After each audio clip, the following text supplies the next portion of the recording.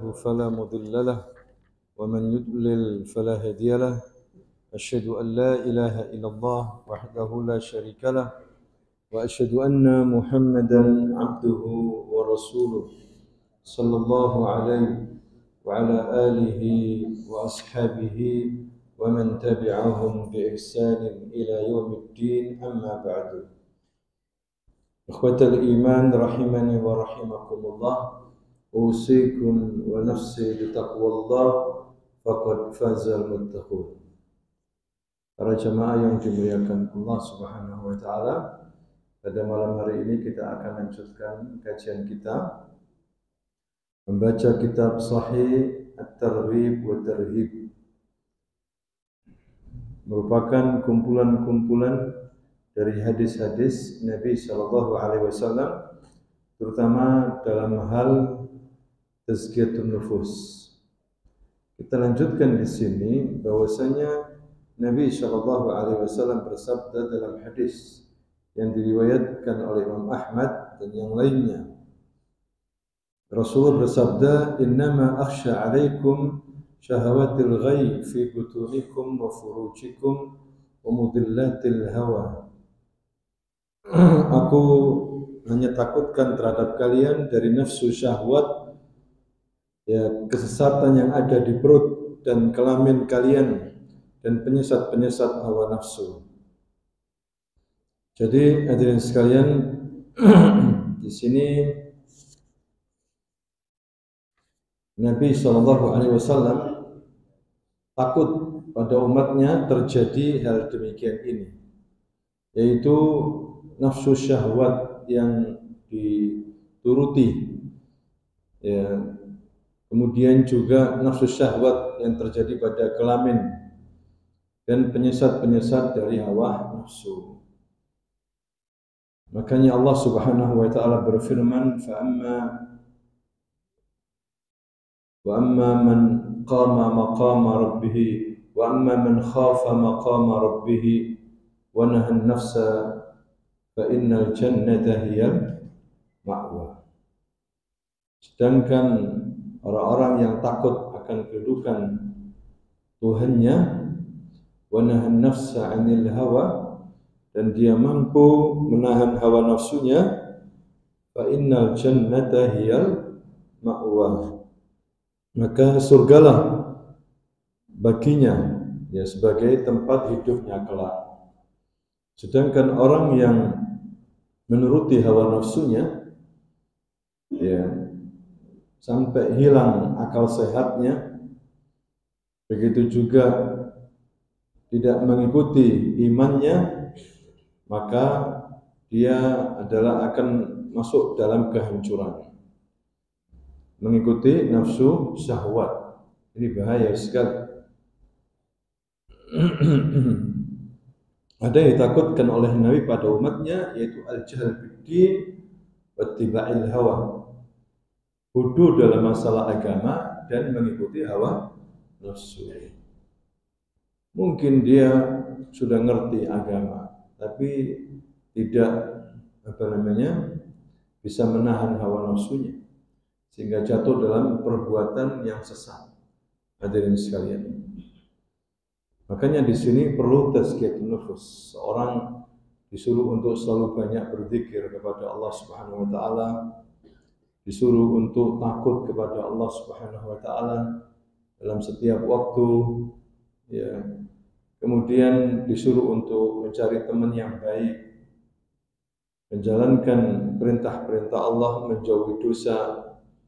Ini hal-hal yang bisa menahan hawa nafsu. Hadirin sekalian, yang belum menikah cepat menikah, ya, kalau enggak maka ini bahaya. Kalau tidak bisa menikah disuruh berpuasa, fa innahu lahu wija, karena puasa itu tameng, ya, dari orang itu berbuat maksiat, disuruh puasa. Kemudian berikutnya hadirin sekalian, wa ammal muhlikat fasyuhun muta' wa hawa muttaba' wa ijabul mar'i bi nafsihi. Adapun perkara-perkara yang disebut dengan muhlikat, yang menghancurkan Kata Nabi yaitu apa? Kekikiran yang ditaati. Bakhil. Ya, bakhil. Bakhil adalah sifat yang buruk. Sedangkan orang yang beriman itu karim, jawab. Ya, dia suka memberi, berbuat baik, berbuat ihsan. Ini sifat orang yang beriman, orang yang punya ilmu, hadirin sekalian. Sedangkan bakhil termasuk hal-hal yang menghancurkan. Ya, hal-hal yang menghancurkan. Kemudian wahaba muttaba, hawa nafsu yang diikuti. Wa ijabul mar'i bi nafsihi, yaitu apa? Kekaguman seseorang kepada dirinya, ujub, merasa sok pintar, sok jago, sok ini, saya gini, saya begini. Ini tidak boleh seperti itu. Ya, hendaklah jiwa ini dibiasakan untuk tawadhu. Ya, karena pada dasarnya manusia itu lemah, hadirin sekalian. Butuh pertolongan Allah, maka tidak boleh orang itu sombong untuk orang lain atau menyombongkan dirinya karena orang tuanya lebih kaya, orang tuanya jabatannya tinggi, uangnya banyak, ya sehingga dia merasa apa? Ujub. Ini bentuk kesombongan dalam diri sendiri. Ini bahaya sekali. Nabi SAW bersabda, "La yadkhulul jannah man kana fi qalbi misqala min dzarrah." Ya, tidak akan masuk surga orang yang dalam hatinya ya dari sedikit dzarrah minal kibr, dari sifat sombong. Ya, makanya di antara bentuk apa namanya ilaj, ya, pengobatan dari sifat sombong, kita harus mendalami firman Allah dalam surah Al-Fatihah. Iyyaka na'budu wa iyyaka nasta'in. Kepadamulah kami beribadah. Ya, di sini maksudnya apa? Ya, jangan sampai kita riak. Ibadah itu hanya kepada siapa? Allah. Ya, bukan ingin dipuji, ingin dilihat, ingin didengar, ingin mendapatkan apresiasi. Iyyaka na'budu, hanya kepadamulah kami beribadah. Wa iyyaka nasta'in, dan kepadamulah kami minta tolong. Ini untuk menjauhi sifat ujub. Nasta'in, iyyaka nasta'in, bahwa kita ini butuh pertolongan Allah. Jangan kita ini sombong atau punya sifat apa? Ujub. Terus iyyaka na'budu wa iyyaka nasta'in. Hadirin sekalian, ini penyakit-penyakit hati. Kemudian berikutnya dari Anas bin Malik radhiyallahu anhu, ia berkata, Rasulullah sallallahu alaihi wasallam bersabda, "Inna Allah hajaba taubata an kulli sahibi bid'atin hatta yada'a bid'atahu." Sesungguhnya Allah itu menutup taubat dari pelaku bid'ah sampai dia meninggalkan bid'ahnya. Jadi bid'ah yang dimaksud di sini bid'atu fiddin, bid'ah dalam masalah agama. Hadirin sekalian, maksudnya apa? Nabi tidak pernah mengajarkan, tidak pernah melakukan amalan ibadah ini, tapi dia melakukan. Dianggap itu suatu hal yang berkaitan dengan ibadah, padahal tidak. Ya, begitu juga para sahabat tidak pernah mengamalkan. Maka kita jangan mencoba untuk melakukan hal-hal yang baru dalam masalah agama. Fa inna kulla bid'atin dhalalah, kata Nabi, karena setiap bid'ah itu apa? Sesat. Wa kullu dhalalatin finnar, dan setiap sesat tempatnya di neraka. Ya, dikatakan di sini Allah menutup taubat dari setiap pelaku bid'ah sampai dia meninggalkan bid'ahnya. Kalau pelaku maksiat, akhwafillah, dia sadar bahwa ini maksiat. Ya, ini dosa, dia sadar. Makanya kebanyakan pelaku maksiat sembunyi-sembunyi. Kenapa? Karena dia tahu bahwa ini maksiat. Sehingga suatu hari apabila dia sadar, dia kembali kepada Allah Subhanahu wa taala. Karena tahu ini maksiat, zina, ini aib. Ya, makanya orang sembunyi-sembunyi. Karena orang faham ini tidak baik. Sehingga suatu hari apabila dia menyadari, dia cepat bertobat kepada Allah. Beda dengan orang berbuat bid'ah. Dia tidak menyadari bahwa itu tidak baik. Bahkan dia menganggap itu apa-apa baik. Ini yang bahaya. Menganggap itu baik sehingga dia dengan uangnya mengadakan acara bid'ah itu, membela, menyiarkan, menyuruh orang untuk mengikuti ini. Dia tidak sadar bahwa itu tidak baik, bahwa itu tidak ada dasarnya dari Nabi, tapi dia lakukan. Makanya orang yang pelaku bid'ah itu susah untuk bertobat, hadirin sekalian. Ya, ditutup sama Allah taubatnya sampai dia meninggalkan bid'ahnya, sampai dia sadar bahwa itu tidak baik. Kalau dia tidak meninggalkan bid'ahnya, tidak bisa bertobat karena dia masih merasa bahwa itu baik. Makanya baik itu dari Rasulullah sebagai tolak ukurnya. Baik dan buruk dari siapa? Rasulullah. Kalau Rasulullah katakan baik, maka itu baik. Kalau Rasulullah katakan buruk, maka itu apa? Buruk. Ya. Nah, inilah bahayanya bid'ah itu. Dikhawatirkan pelakunya tidak mau bertobat karena merasa itu benar. Ini bahaya sekali. Katanya Sufyan Ats-Tsauri, seorang ulama ahli hadis, al-bid'atu ahabbu ilal iblis minal ma'siyah. Ya, bid'ah itu lebih dicintai oleh iblis daripada maksiat, daripada dosa. Kalau dosa itu orang tahu ini aib, dia lakukan sembunyi-sembunyi takut ketahuan orang lain. Suatu hari pasti dia bertobat. Kalau dia masih punya akidah yang kuat. Ya, sadar, tapi pelaku bid'ah susah. Kalau tidak ada yang menyadarkan, tidak meninggalkan bid'ahnya itu, tidak bisa dikasih hidayah sama Allah, tidak bisa bertobat, hadirin sekalian. Ya. Sehingga dia menyampaikan kepada yang lain, mengajarkan kepada yang lain. Akhirnya menjadi apa? Dosa jariah. Dosa apa? Jariah. Ya, makanya ini penting, hadirin sekalian, jangan sampai kita ini beramal tanpa dasar. Jangan asal ngikuti kebiasaan-kebiasaan orang, ya, tidak ada dasarnya dari Nabi, lebih baik kita tinggalkan. Sederhana dalam agama itu. Ada dasarnya kita ikuti, tidak ada dasar tidak usah. Ya. Sedangkan budaya-budaya dimasukkan ke Islam, ya, dilihat budayanya apa. Kalau budayanya berbau syirik-syirik, ya tidak bisa kita terima. Ya, kalau budaya dalam arti gotong royong, ya, kemudian kerjasama dalam bersih-bersih kampung, nggak ada masalah. Budaya-budaya bagus, Islam menerima budaya-budaya. Ya, seni pun Islam menerima seni, bukan Islam anti seni, tidak. Misalnya Islam terkenal dengan seni puisi, syair, tidak apa-apa. Nabi punya penyair-penyair handal, ya kan? Untuk membangkitkan semangat jihad, semangat beribadah, utarakan dalam bentuk apa? Syair, bahasa-bahasa halus, boleh dalam tulisan buku seni, ya, seni memahat keindahan untuk taman, untuk masjid, keindahan, boleh seni.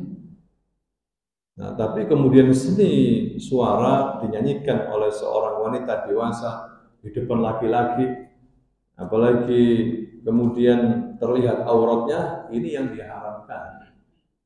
Nah, jadi tidak boleh seni seperti ini. Jadi Islam bukan berarti anti apa seni, tapi seni ada yang dibolehkan, ada yang dilarang seperti itu. Kemudian berikutnya Nabi juga bersabda, hadirin sekalian, dalam hadis Abu Dawud, Tirmidzi dan yang lainnya, iyyakum wal muhdatsat fa inna kulla muhdatsatin bid'ah. Jauhilah oleh kalian perkara-perkara yang dibuat-buat, yang baru-baru, yang dianggap seperti ibadah, yang dianggap seperti agama. Karena setiap yang baru dalam masalah agama itu bid'ah. Ya, dalam masalah agama. Kalau masalah dunia tidak. Silakan membuat bentuk-bentuk baru dalam hal dunia, tidak apa-apa. Ya, model mobil baru, model ini motor baru, model speaker kayak gini. Karena itu bukan masalah agama ini. Hadirin sekalian, itu masalah dunia. Nggak dilarang sama Nabi. Antum a'lamu bi umuri dunyakum. Kalian lebih tahu masalah agama. Masalah dunia, kalian lebih tahu. Masalah agama tidak boleh, harus ngikutin Nabi. Masalah agama, bagaimana cara sholat, harus ngikutin Nabi. Ya, bagaimana cara puasa, cara umroh, haji, harus ngikutin Nabi.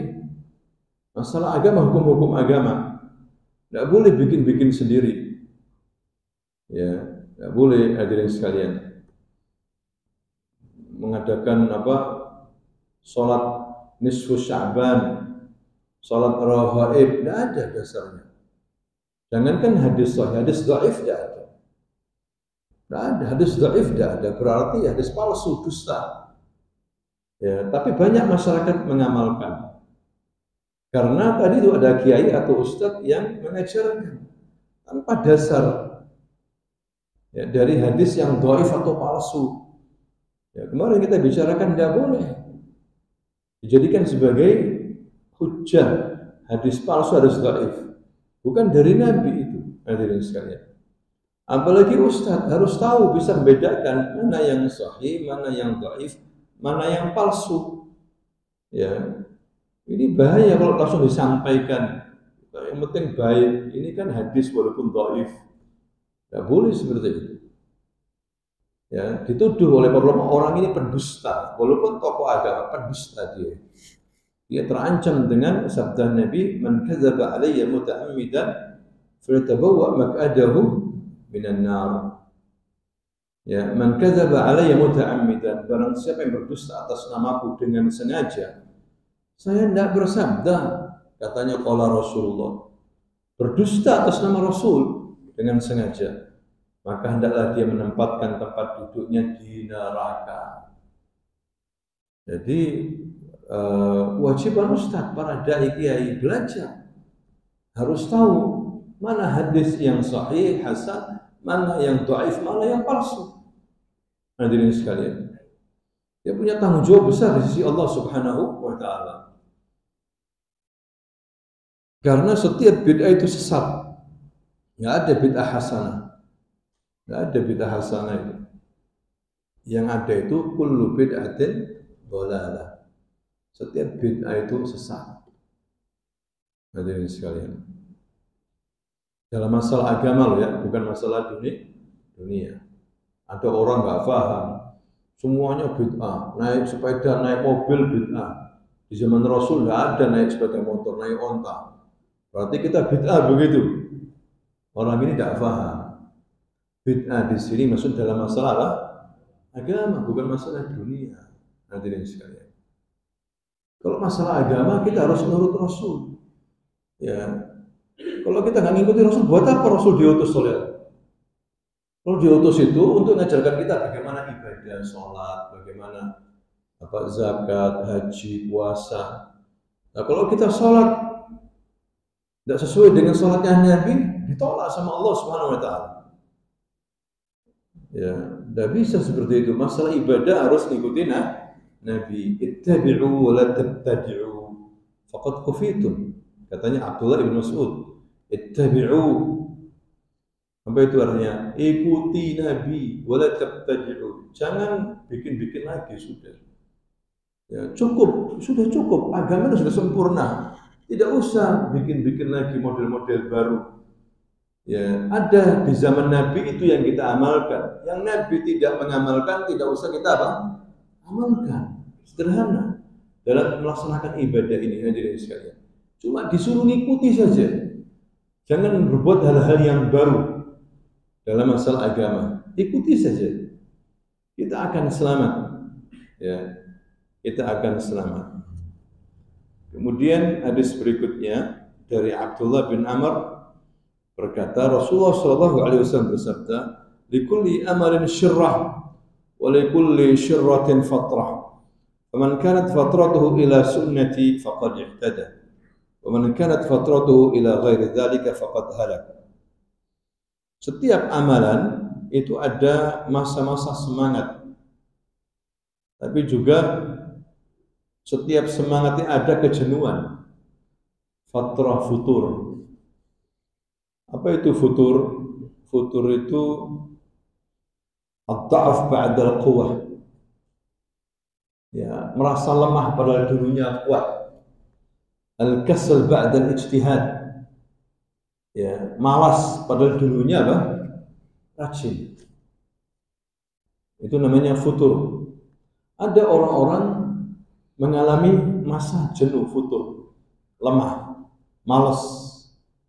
Ya, apalagi hadirin sekalian, tidak rajin lagi. Padahal dulunya rajin, datang ke masjid, datang taklim, pengajian, menghafal Quran, rajin. Kok sekarang malas? Berarti dia kena penyakit futur. Bukan pakai tok, pakai tak. Kalau futur, iftar, apa? Buka puasa atau makan pagi.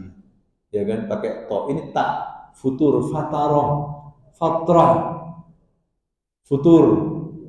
Ini penyakit bahaya. Tidak hanya untuk orang awam, talibul ilmi, penuntut ilmu, ustaz, kena penyakit ini. Hadirin sekalian. Ya, dulunya rajin berdakwah, sekarang malas kerja, dakwah-dakwah terus karena duit. Gitu. Ya. Seperti itu. Atau kena pengaruh teman-teman. Beda sudah. Dulunya Masya Allah tampilannya Islami. Ya, sama orang baik. Sekarang liar sudah. Tidak peduli bajunya sudah, ikut-ikuti. Ya, ala barat sudah mulai pasang anting-anting di sini. Ya, dulunya Masya Allah dulunya. Berarti orang ini kena penyakit apa? Futur. Ya, makanya kata Nabi, setiap orang itu ada semangat-semangatnya. Tapi jangan lupa suatu hari kena penyakit futur. Katakan Nabi, "Faman kanat fatratuhu ila sunnati faqad ihtada." Barang siapa ketika dia kena penyakit futur, masih menjalankan sunnahku, dia dapat petunjuk. Misalnya gini, malas sholat malam. Gak kayak dulu ya, saya ini kok sekarang malas sholat malam. Tapi dia ganti dengan membaca Quran. Masih selamat. Dia ganti dengan apa? Baca Quran, perbanyak baca Quran. Dulunya malas, dulunya rajin puasa sunnah, sekarang malas. Ya, kena penyakit futur malas. Tapi dia pintar. Dia tidak berhenti di situ saja, tapi dia mencoba untuk hal yang lain. Tapi tetap dalam koridor sunnah Nabi. Saya perbanyak silaturahim aja, tetap dia selamat. Hadirin sekalian, ya, tetap dia selamat. Kan ada sahabat Nabi itu, kalau puasa nggak kuat, tapi kalau sholat malam kuat. Ya. Ada orang sholat malam nggak kuat, tapi kalau puasa jago, nggak apa-apa begitu. Mana yang orang itu apa lebih mampu? Karena amal ini, hukum-hukum Islam ini banyak sekali. Nggak semua orang mampu untuk melaksanakan semua daripada syariat Nabi, nggak mampu. Ada orang yang luar biasa semuanya mampu. Puasa sunnahnya, tahajudnya, ngajinya, menghafalnya, mampu. Hebat berarti. Ya kan? Tapi nggak semua orang begitu. Yang jelas jangan sampai hancur. Sudah malas ke masjid, sudah malas puasa sunnah, ya, malas sholat, malas semuanya, hancur dia, masuk dalam lingkaran setan. Akhirnya dikenalkan sama orang-orang yang tidak baik, hancur dia, kena penyakit futur. Ya. Jadi kalau dia masih dalam sunnahku, masih mendapatkan petunjuk. Wa man kanat fatratuhu ila ghairi dzalik faqad halak. Barang siapa yang kena penyakit futur, tidak bisa memberikan solusi bagi dirinya, hancur dia. Malas, ya sudah ngaji malas, sholat jamaah malas, silaturahim malas, apalagi malas, semuanya malas. Akhirnya dibelokkan sama setan ke teman-teman yang nggak bagus, ke perbuatan-perbuatan yang haram, hancur ya, kata Nabi. Ya, jadi kalau kita merasa malas dalam ini, datang ke masjid, nanti ada teman-teman yang baik, terselamatkan hadirin sekalian. Mending terselamatkan. Sudah malas sholat, sudah malas ini, malas ke masjid, akhirnya terus main di mall terus. Main di mall ketemu sak macamnya setan-setan. Ya, akhirnya rusak. Itu yang dikatakan oleh Nabi kena fitnah karena futur itu. Ya, bisa jadi orang itu pada pagi harinya masih baik, tapi sorenya sudah kufur. Atau bisa jadi sorenya itu baik dia, tapi karena salah pergaulan malam harinya paginya kufur. Jadi udinahu bi'aradin minad dunya. Dia menjual agamanya dengan sedikit dari dunia. Ya, jangan sampai kita ini hadirin sekalian tidak bisa memberikan jalan keluar kalau kena penyakit futur. Penyakit yang paling bahaya yang diderita oleh thalibul ilmi. Ada sampai buku-bukunya dijual. Bahkan pernah kuliah di Madinah, ada teman kita. Kuliah di Madinah sudah diterima, pinter anaknya. Pintar. Tapi kena penyakit futur. Dia tidak peduli, buku-bukunya dijual. Sudah mulai ngerokok. Sudah. Jadi hancur dia. Ini masalah. Kenapa? Barangkali waktu dia itu beribadah kurang ikhlas karena dunia. Kecewa dia. Karena apa? Karena dunia tidak ikhlas. Berubah. Hati-hati hadirin sekalian. Maka ikhlaskan dalam kita menuntut ilmu.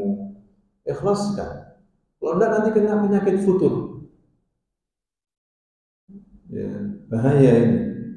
Ini menimpa para dai, para ulama kena penyakit futur. Tidak bangga dengan agamanya. Akhirnya bingung kepalanya. Sama setan dibuat bingung. Ya, bahaya seperti ini.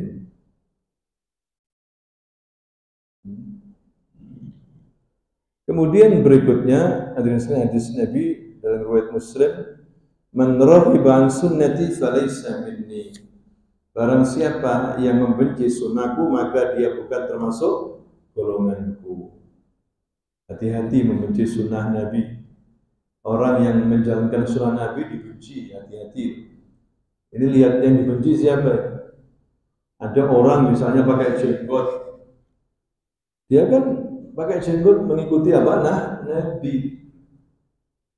Wah, orang Indonesia pakai jenggot nggak cocok wajahnya. Ada orang kayak gitu. Jenggot itu orang Arab. Ya, nggak bisa seperti itu. Dia ngikuti Nabi. Tidak boleh dibenci, ngikuti sunnah Nabi. Makanya ngikuti Nabi itu dikatakan apa? Imtihan, cobaan. Kalau kamu cinta kepada Allah, ikuti aku, ikuti Nabi. Ya, diuji kita dengan mengikuti Nabi itu diuji. Hadirin sekalian, ujian. Berapa banyak orang tidak mau mengikuti Nabi. Nabi menyuruh apa? Suruh melihara jenggot, cukur kumis, rapikan kumis. Ada sahib kita niru Nabi. Ya, maka dia dapat pahala. Setiap apa yang disuruh Nabi itu pasti baik. Dan itu ujian memang.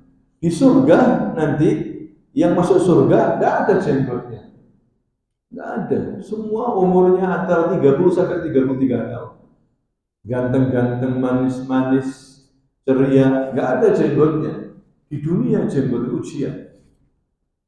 Ya, ujian hadirin sekalian. Karena kita mengikuti Nabi, kan gitu ya.